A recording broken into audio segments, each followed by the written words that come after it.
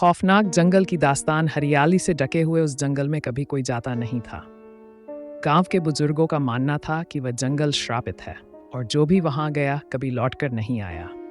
वहां जाने वाले लोगों के बारे में हमेशा से अजीब और डरावनी कहानियां सुनाई जाती थीं, लेकिन युवाओं को ये सब कहानियां महज डरावनी कहानियां लगती थीं।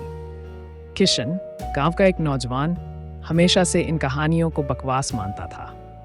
उसने ठान लिया कि वह इस जंगल में जाएगा और गांव वालों की इस बेवकूफ़ी को ख़त्म करेगा। मैं इस जंगल में जाऊंगा और यह साबित करूंगा कि वहां कुछ भी नहीं है, उसने अपने दोस्तों से कहा। किशन के दोस्त उसके साहस की सराहना करते थे, लेकिन साथ ही उसकी बेवकूफ़ी पर हंसते भी थे। किसी ने कभी उस जंगल में जाने की हिम्मत नहीं की थी और अब किशन ये काम करने जा रहा था। गांव के सबसे बुजुर्ग आदमी बाबा रघुनाथ ने उसे बार बार चेतावनी दी थी, बेटा उस जंगल में मत जाना, वहां कोई नहीं बच पाता। लेकिन किशन के कानों पर जूं तक नहीं रेंगी। किशन ने तय किया कि वह रात के समय जंगल में जाएगा, क्योंकि तब डर का असली इम्तिहान होगा। उसकी तैयारी पूरी थी, हाथ में टॉर्च, कुछ खाना और एक छोटी सी कुल्हाड़ी जो वह आत्मरक्षा के लिए ले गया था। रात के अंधेरे में जब गांव सो रहा था, किशन ने अपने घर से निकलकर जंगल की ओर कदम बढ़ाए। जैसे जैसे वह जंगल के करीब पहुंचता गया, हवा की सरसराहट और रात के कीड़ों की आवाज़ें डरावनी होती चली गईं। लेकिन किशन ने खुद को मजबूत रखा। यह सब मन का वहम है, उसने खुद से कहा। जंगल में प्रवेश करते ही उसे एक अजीब सा सन्नाटा महसूस हुआ। यहाँ तक कि कीड़ों की आवाज़ें भी बंद हो चुकी थीं। पेड़ के पत्तों पर भी कोई हरकत नहीं थी।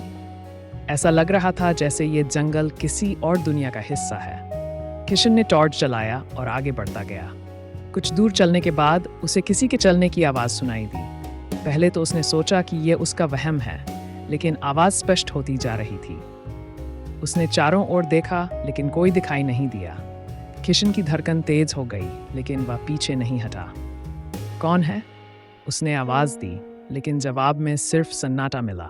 तभी अचानक एक ठंडी हवा झोंका उसके चेहरे से टकराया और उसकी टॉर्च बुझ गई। अब वह पूरी तरह अंधेरे में था।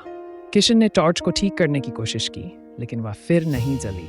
अब उसके सामने सिर्फ अंधेरा और चारों तरफ से गिरा हुआ एक गहरा खौफनाक सन्नाटा था।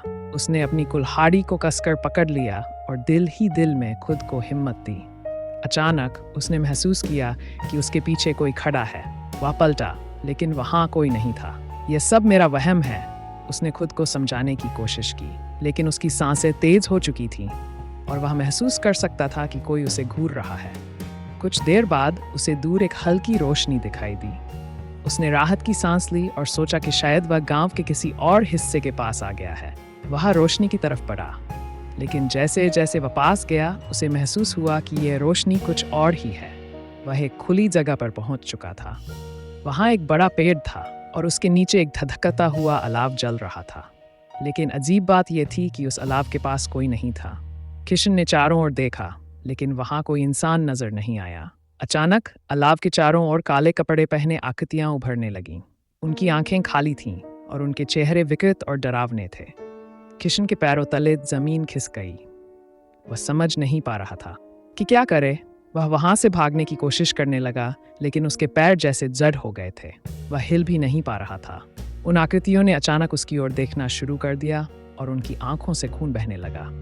किशन का दिल अब जोरों से धड़क रहा था। एक आकृति धीरे धीरे उसकी ओर बढ़ी। वह डर के मारे चीखना चाहता था, लेकिन उसकी आवाज गले में ही फंस गई। आकृति ने अपनी काली बेजान आंखों से उसकी ओर देखा और धीरे धीरे उसके करीब आती चली गई। किशन ने महसूस किया कि अब उसकी मौत निश्चित है। तभी वह आकृति उसके सामने आकर रुक गई। उसकी ठंडी बेजान उंगलियां किशन के चेहरे को छूने लगीं। एक अजीब सा दर्द उसके पूरे शरीर में फैलने लगा। वह दर्द असहनीय था, लेकिन वह न तो हिल सकता था और न ही भाग सकता था। आकृति ने धीरे से फुसफुसाते हुए कहा, तुम्हें यहाँ नहीं आना चाहिए था। ये जंगल हमारा है और जो भी यहाँ आता है उसे कभी जाने नहीं देते। किशन के पूरे शरीर में ठंडक फैल गई। वह समझ चुका था कि वह अब कभी इस जंगल से बाहर नहीं निकल पाएगा। उसकी आंखें धीरे धीरे बंद होने लगीं और उसकी चेतना खत्म होती चली गई। अगली सुबह गांव के कुछ लोग जंगल के किनारे पर गए, क्योंकि किशन रात को वापस नहीं लौटा था। उन्होंने जंगल के किनारे पर उसके जूते और एक टॉर्च पड़ी हुई देखी, लेकिन किशन का कोई अता पता नहीं था। गांव वालों ने जंगल के अंदर खोजबीन करने की कोशिश की, लेकिन उन्हें किशन का कोई सुराग नहीं मिला। गांव के लोग अब और भी डर गए थे।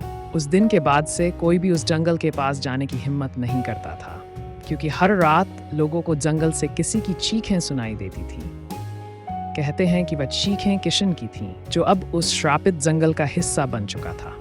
जंगल अब और भी खौफनाक हो चुका था। वह जंगल जो कभी सन्नाटे में डूबा रहता था, अब हर रात डरावनी चीखों से गूंजता था।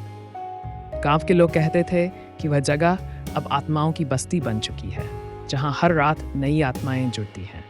गांव के लोग अब उस जगह का नाम भी नहीं लेते थे, क्योंकि जो भी उस जंगल का नाम लेता, उसे एक अजीब सी घुटन महसूस होने लगती। कुछ लोग कहते थे कि वह घुटन किशन की आत्मा की आवाज़ थी, जो अब भी अपनी मुक्ति के लिए चीख रही थी, लेकिन उसकी आवाज़ कोई नहीं सुनता था। और इस तरह वह श्रापित जंगल हमेशा के लिए गांव के लिए एक खौफनाक राज बनकर रह गया।